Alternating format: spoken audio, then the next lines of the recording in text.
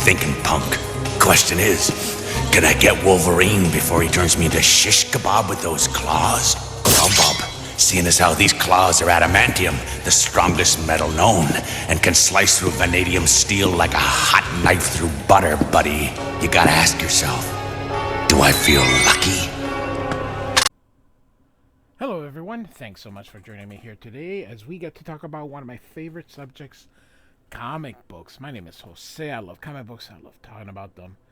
I love sharing them with you. Feel free to follow me on social media if you would like.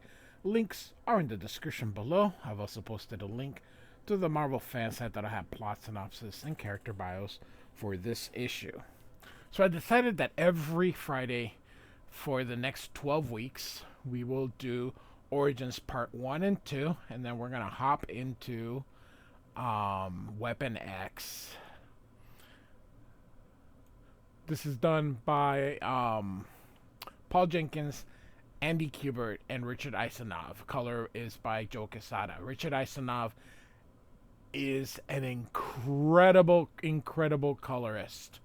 I have never seen someone, even today, that has come close to what Isanov does. These paintings that he does, yes, they're digital. They are breathtaking. The coloring is superb. I think Richard Isanov might just be the greatest colorist ever, because no one, and there's been some talented people, Dean White, for example, great colorist, but my goodness gracious, Richard Isanov it's spectacular. This coloring is just wow. So anyway, enough. I have rambled on about coloring for 2 minutes here. So, all right, let's go here. So, I'm going through Wolverine's origin. I have a Wolverine playlist, so if you missed the first part, feel free to check it out here. So, this is part of that new writing where there's just not much exposition. So, we just have to, these things are written in a way that you just have to remember where everything is, where we are, where we were, the time frame, because they're not telling you. As you can see, it's just the images here. So, and so we got Rose here, and she says here, I always knew that Logan boy would be trouble. So, is this Wolverine? We don't know yet. So, over the last few years, he's become just like that awful, heartless father of his. There's cruelty in his eyes now. Make no mistake.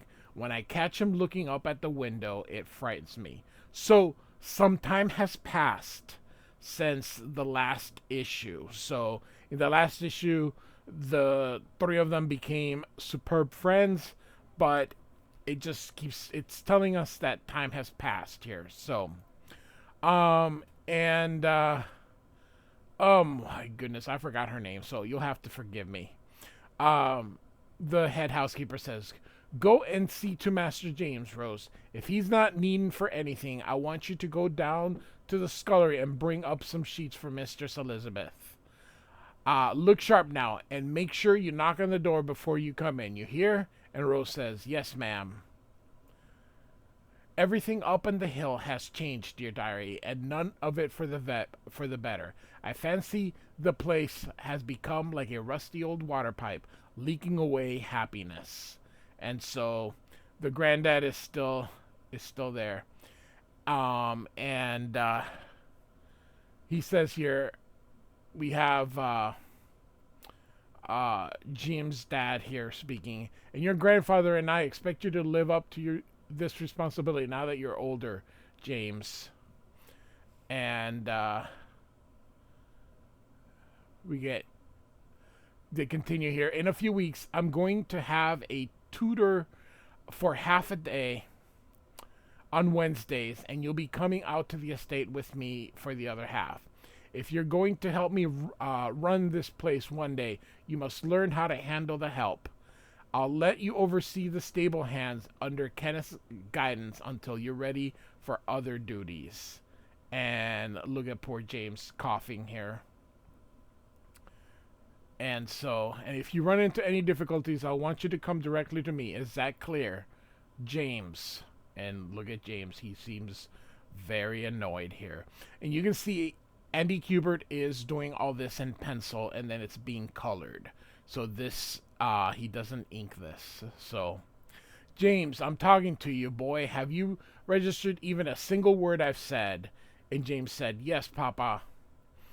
And the grandfather says, come directly to you. For pity's sake, John, you're ruining the boy. How will he ever learn to stand on his own 2 feet if you're there to prop him up every minute of the day? And of course, John says, not now, Father. And so the grandfather says, don't not now me, John Howlett. You're turning him into a lesser version of yourself. Maybe you've forgotten that you lost your elder child, and I haven't. Do you really want to lose another one? And then Rose kind of coughs.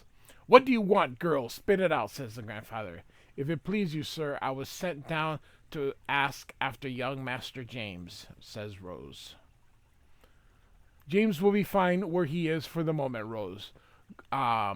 You may go about your duties. Thank you, says James, and so off he goes. So, yep, definitely things have changed here.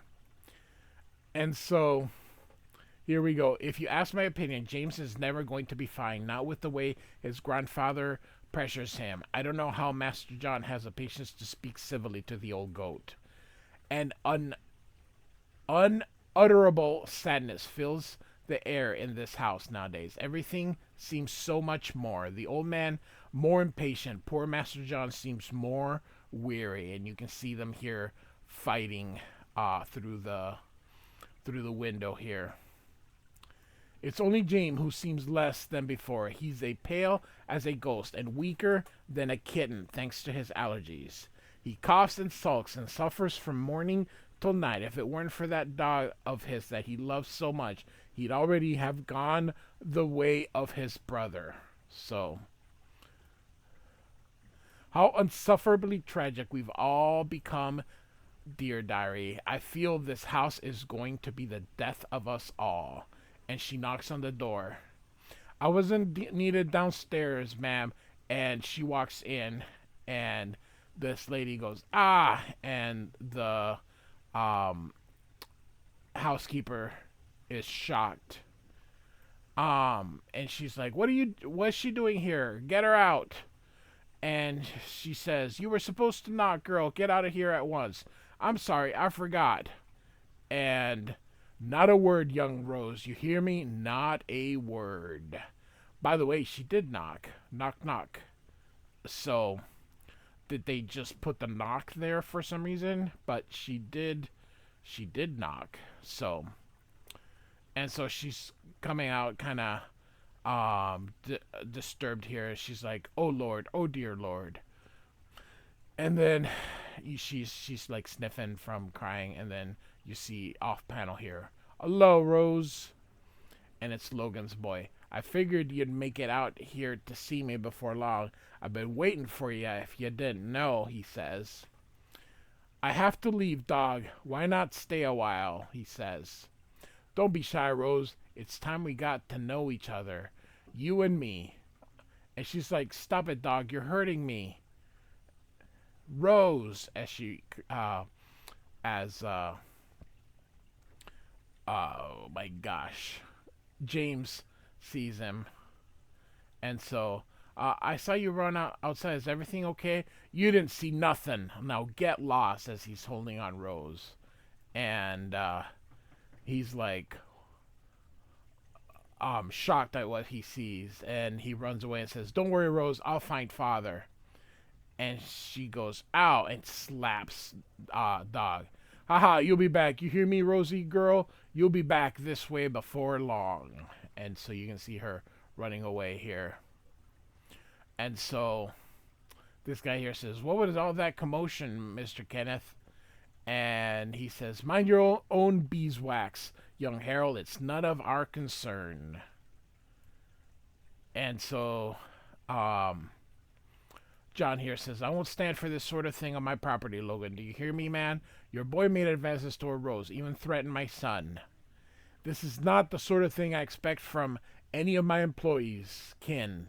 If my father had his way, you'd have been whipped. Thank your good fortune that I'm more lenient. Yes, sir, I'm dead sorry, Master John, sir, he says, Logan. And so you should be. If there's any sort of recurrence, you'll be personally held responsible. Understand? Damn it, Logan, you must learn to keep a rein on that boy of yours, he says. And so, oh, I will, sir. And you can see, of course, we know he's a drunk, and a mean drunk, and abuses poor Dog. So, and so, we see here, John Howlett, 1885 to 1897, which is the oldest boy. And so it's raining here, and he's being watched. And of course, it's James here. You ratted me out, says Dog to James. It wasn't my fault. You were hurting Rose. She's mine. I know your game. You're just trying to take her from me. And they fight. And of course, he yells, somebody help. And the dog bites him and kicks him. And he falls here and hits his head. And stupid mutt ripped my damn leg, Callie. And he grabs a knife. Ha! You stole from me, little James, even though you got everything in the world. No! And he kills the dog. Well, now you don't anymore.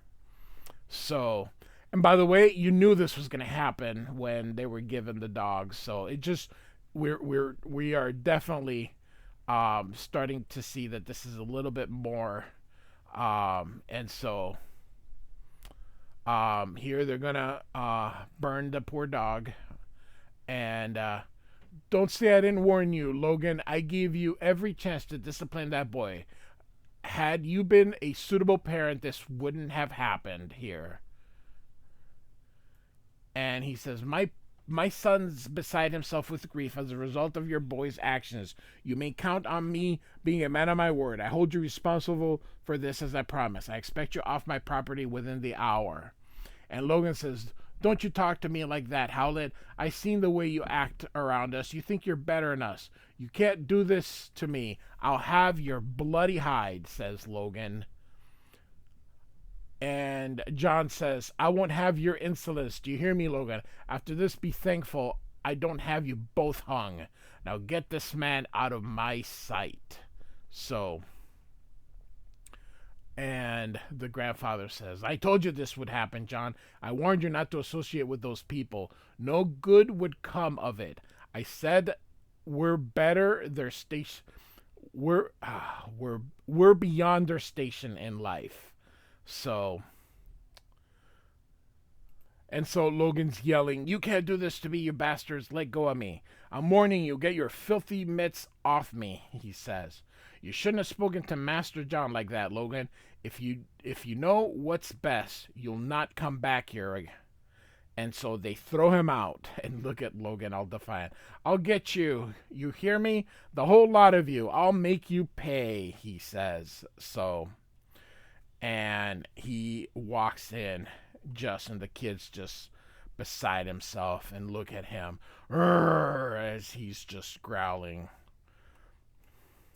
And the dog's like, I never meant it, Papa. I swear it was all his fault. Please, Papa, don't kill me. I swear I was just doing what you said. And Logan says, I know, boy, it wasn't your fault. It was a soft John and that soft fool of his what done this to us. A man like that don't deserve his place in life. Not with that fine house and that fine woman of his. And um, Logan says, it's time we made a change to that. So, all right. And so Rose says, and what happened next, Mr. Kenneth? Is it true you had to throw him out of the gates?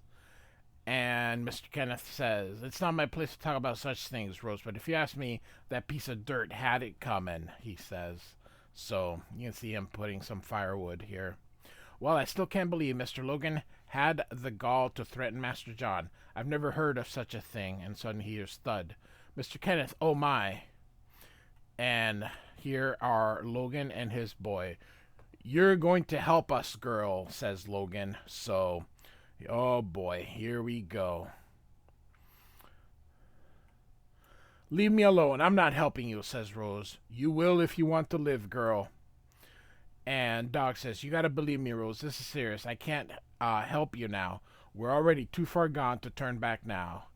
And Logan says, shut up, boy. She'll do what's right if she knows what's good for her. And Logan grabs her arm. You're going to show us the back way to the master bedroom, lest you want to end up like your parents, says Logan. What happened to your dog? Why'd you turn out... Oh. What happened to you, dog? Why did you turn out to be this way? Yells Rose. And one more word and you're a dead Irish, Rose. Now move. So, yeah. And so the mom is combing her hair here, kind of singing. And she's grabbed from behind and it's Logan. Not a son, Elizabeth. It's me, Thomas. Understand? So... Thomas Logan is apparently his, so Thomas is his first name, so apparently Thomas Logan. She's like, and he says, we're getting out of here, and I'm taking you with me tonight. Where's the money? And Rose says, I couldn't help it, ma'am. They made me do it. And the wife says, Thomas, are you utterly mad coming here like this? Let the girl go. And Dog is like, no, she's coming with us. And John comes in and says, Elizabeth, what's going on in here? And here's everybody. By God, Logan, is that you? What the devil do you think you're doing, you bloody fool? And Logan then hits John here. And Logan is just so angry. You stupid idiot. Now look what you've done. You've gone and messed everything up just like always. I should bloody kill you. And John says, and then what, Thomas? Where do you think you'll go?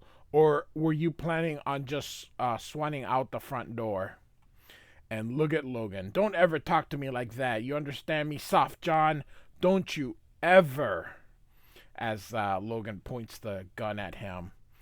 And here comes James. He goes, Papa, is that you? I heard a noise. And suddenly, blam!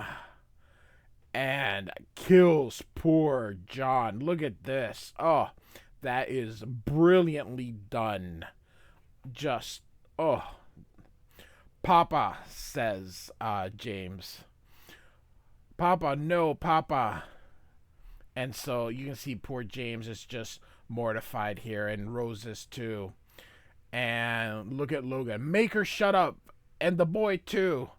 And so Dog says, someone shut that idiot up. I swear, Rose, I ain't never been more serious in my life. I can't think straight. And look at him aim. I said shut up, James. And she moves the gun so it doesn't hit him where he was going to shoot here. Rose says, James, look out. And there's a slap. Did James hit him? Yep. James hit him. Okay. And here he goes. You killed him. You killed my papa. As James goes toward Logan. And look at him. I'll kill you. I'll kill you. And the mom goes, James, no. Thomas, don't hurt him. He's my son, please. And look at him. Get off me, you little runt, says Logan. And You soft little turd. You think you ain't another barrel? They're in another barrel full where that one came from. I'll give your bloody guts for garters as he aims here, and suddenly I'm gonna, and what did you do, dear Lord, as he falls down here. And suddenly, Rose says, "Oh, sweet mother of God, James." And we've got a big revelation at the end. As it turns out, James is Wolverine. So, that soft little boy.